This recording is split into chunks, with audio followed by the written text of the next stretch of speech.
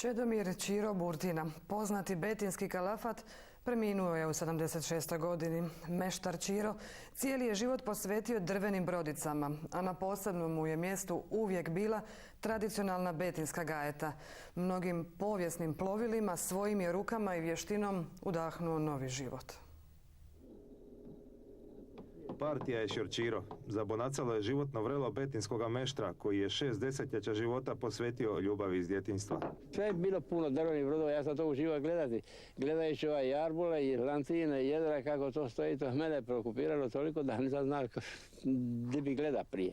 Pa se zagleda u Madire i Glave, Kolumbe i Ašte, u duše brodova koji su hranili naraštaje mještana otoka Murtera. Stotine ih je napravio, popravio, prepravio.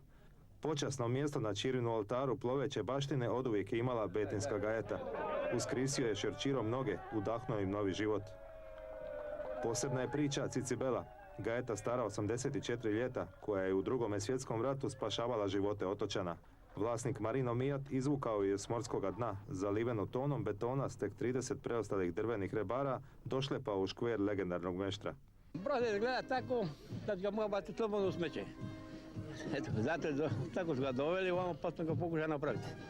I to mi je jedino bilo zadovoljstvo ga raditi baš tako, da se čudu svi. Zašto vam je bila izazov i zadovoljstvo? Zato što je to takav brod, to je betinska gajeta, naša moja gajeta, mojih predaka. Veselio se Ćorćiro danima latinskoga idra, regatama za dušu i tilo. Ushićen pričao o projektu budućega betinskog muzeja drvene brodogradnje. No desetljeća škverskoga truda, klećanja i znojenja stigla su na naplatu. Adio Ćorćiro.